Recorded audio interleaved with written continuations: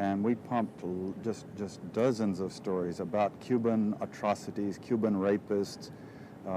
In one case, we had the Cuban rapists caught and tried by the Ovimbundu maidens who had been their victims, and then we ran photographs that made almost every newspaper in the country of the Cubans being executed by the Ovimbundu women who supposedly had been their victims. But these were fake photos? Oh, absolutely. We didn't know of one single atrocity committed by the Cubans. It was pure, raw, false propaganda to create an illusion of communists, eating babies for breakfast and that sort of totally false propaganda.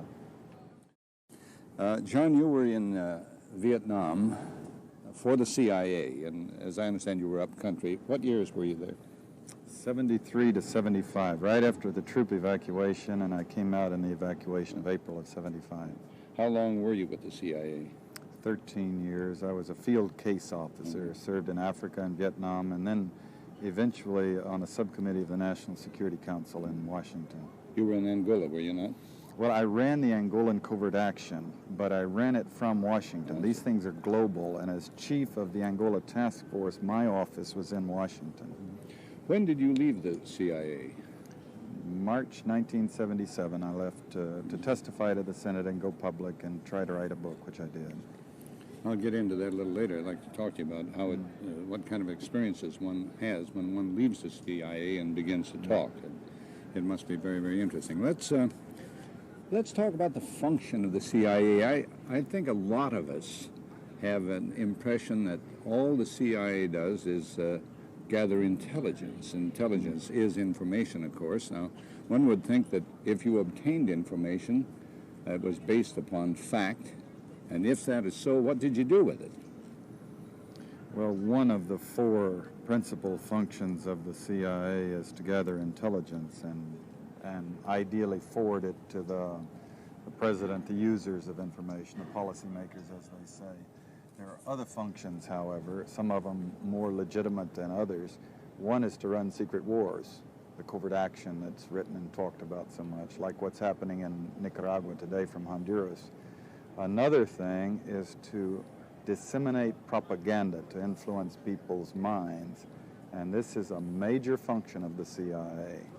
And unfortunately, of course, it overlaps into the gathering of information. You have contact with a journalist, you will give him true stories, you'll get information from him, you'll also give him false stories. Did you buy his confidence with true stories? You buy his confidence and set him up.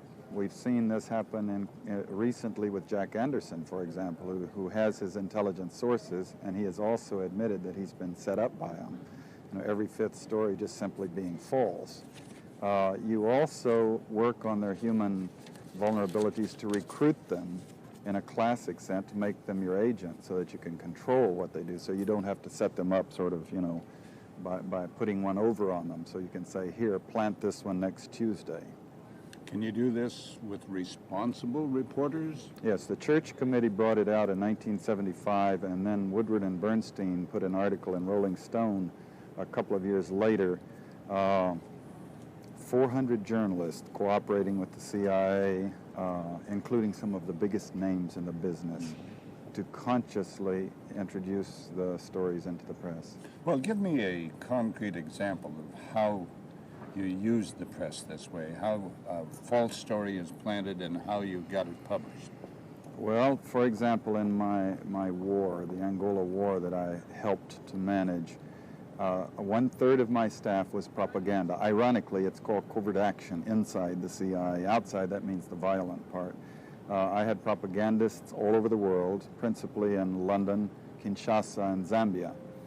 We would take stories which we would write and put them in the Zambia Times, and then pull them out and send them to a journalist on our payroll in Europe. But his cover story, you see, would be that he'd gotten them from his stringer in Lusaka, who had gotten them from the Zambia Times. We had the complicity of the government of Zambia, Kenneth Kaunda, if you will, to put these false stories into his newspapers. But after that point, the journalists, Reuters and AFP, the management was not witting of it. Now, our contact man in Europe was. and we pumped just dozens of stories about Cuban atrocities, Cuban rapists.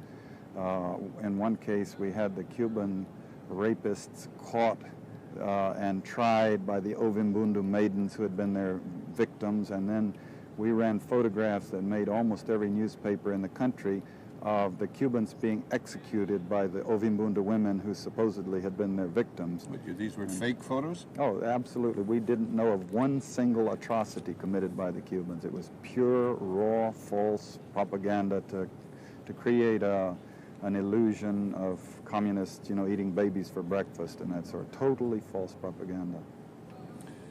John, was this sort of thing practiced in Vietnam? Oh, endlessly. A massive propaganda effort in Vietnam in the 50s and in the 60s, including the 1,000 books that were published, several hundred in English that were also propaganda books, sponsored by the CIA. Give some money to a writer, write this book for us, write anything you want, but on these matters, make sure, you have this line. Writers in this country, Sure. Books sold and distributed in this country? Sure, yeah. English language books, meaning an American audience as a target, on the subject of Vietnam and the history of Vietnam and the history of Marxism and supporting the domino theory, etc. Without opening us up to a lawsuit, could you name one of them?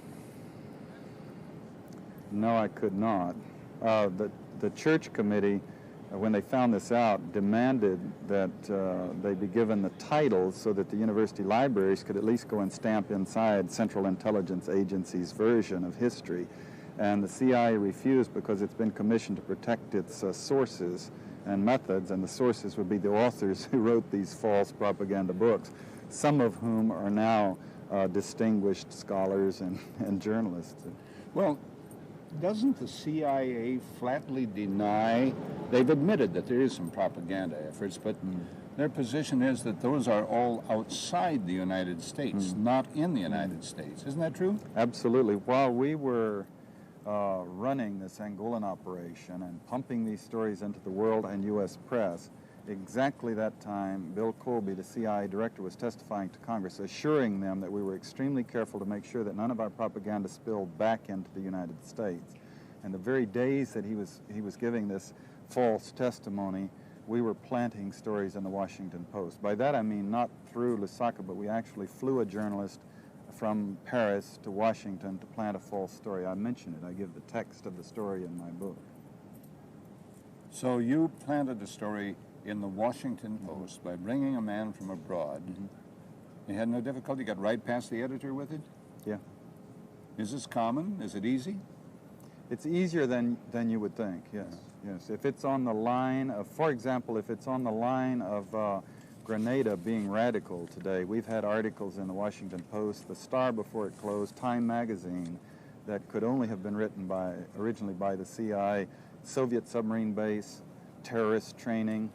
Here's a little island where the major source of income is selling spice to the West, Western tourism, and a large United States medical school. Tiny little island, 15 miles by 10 miles across, with 70,000 people, with U.S. medical students in their cutaways and sandals and their noses in books wandering all over the island. And yet, major press organs, Time magazine, running stories about their being so radical. In Vietnam, John, what was your relationship, what was your role in relation to the press? Well, mine being the CIA's role, it was multifaceted. There were officers in the embassy, CIA officers, high-ranking officers. Frank Snepp was one, not high-ranking, but he was at in the chief of station's office, who met with the press regularly. It shared information with them, gave them information, and got information from them, and then periodically would put some story into that would be false, but also in other cases very valuable to the journalist. So even hard-nosed journalists who would never willfully cooperate with the CIA would consider it a useful source. At the same time, there are all kinds of people, as journalists and case officers, many other case officers were really quite afraid of the press. We up country, when journalists would come up nosing around, we would hide and let the AID officer talk to them. Because we were simply afraid they would photograph us and write some article and have some allusion to what we were doing that would be unfortunate to our careers. They knew who you were? They knew you were CIA? Everyone always knows who the CIA people are. Let there be no doubt whatsoever. This is one of the biggest farces that the CIA and Congress have put on the American people. We, as Moynihan said, Patrick Moynihan said in testifying against this Official Secrets Act recently, he said at the UN, he said they swaggered around like Texas cowboys in 10-gallon hats and high-heeled boots. In Vietnam, we had yellow Datsuns and sequential license plates. So if you had a yellow Datsun and 144 on your license plate, you had to be CIA, and everybody knew it. Up country, we had emerald green Jeeps, and the Army had olive drab, and AID had gray Jeeps. And if you had a green Jeep, you had to be CIA. And any denial of that was only tongue-in-cheek perfunctory. Certainly journalists knew the difference. What a disillusionment. You're telling us that a spook is not a spook. Alan Dulles wrote in his book, The Craft of Intelligence, the famous CIA director. In the foreword of his book, he says, an intelligence agent, contrary to popular opinion, has to be known as such. Otherwise, people with secrets won't know where to take them. He set up the policy, the precedent of traveling the world each year and assembling his case officers in hotels and having what you could only describe as a sales conference. Meetings in the hotel rooms, breakfast, lunch, and dinner and drinks together in the hotel rooms. John, You're talking about not an underworld, you're talking about ranking, privileged members of the police brotherhood of the world. CIA officers are not in danger, terrorists don't hit them. In every country where they can, they establish liaison with the local police. And inside the veils of, their secrecy and protection, they're not fearful and they're not playing cover games. They're having lunch with the police chief. Mm-hmm. John, I'd like to find out what makes a man like John Stockwell tick. One, why were you in the CIA? Two, why did you quit the CIA? And I'd like to find out what has happened since you quit the CIA and began speaking as openly as you've spoken to us. Well, certainly that's a question as complicated as the dilemma facing the society about the CIA today. I went in, Army Marine captain, conservative background. My father was an engineer in Africa, contracting to build for a Presbyterian mission, and I grew up in the Belgian Congo. About as conservative as you can get, I guess. In a missionary atmosphere? On a mission station with an engineering father, but humanist principles, high ideals, false, unrealistic ideals for the world. Education at the University of Texas, my service in the Marine Corps, active duty, all very exciting between wars. I was in a force reconnaissance company parachuting and locking out of submarines, very glamorous, but between wars, no one getting shot, no moral issues, if you will. And then the CIA recruited me right at the end of the Kennedy era. He had just been shot. Ask not what your country can do for you, but what you can do for your country. And all of the propaganda that had been put out on the American people against communism, the height of the domino theory, and my own naivete, thinking I was educated when in fact I was not. And I thought, going into the CIA, that I was doing the best thing I possibly could with my life in the noblest ideals of our society. Thinking I was bettering mankind by making the world free for democracy. And it just took me 13 years and 3 secret wars to realize how absolutely false that was, and the Church Committee's revelation simultaneously to the Vietnam and then the Angolan thing. It just took me that long to see the thing from a totally different light. And my basic ideals have certainly never changed in terms of basic humanism, basic sympathy for the people of the world.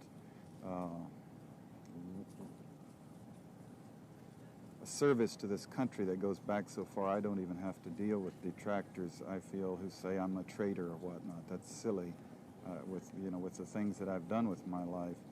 But I think we are drifting from the values that we teach ourselves in school of democracy, of freedoms. I think we're selling out to a very small police organization who is absorbing American principles about as fast as the judicial and legislative processes can absorb them, freedoms of speech and press. and at the same time are continuing policies of killing in every corner of the world, right now in Nicaragua and El Salvador. I think I deplore that morally, but I also think it's extremely dangerous because it could flash so easily into a world confrontation with the Soviet, to the Holocaust, to the nuclear war. Well, what has happened? What has happened to you since you left the CIA and started speaking like this? Well, I've been sued by the CIA. I've been threatened by the FBI. I have not been beaten or mauled. I have exercised my right, as I see it, to speak out and lectured at length. They've made it very clear they don't appreciate it, and like I say, I've been warned that dire things could happen to me, but I don't know if these were bluffs or not. Nothing has yet. I've been sued for damages by the CIA, which is a certain irony when you think about it.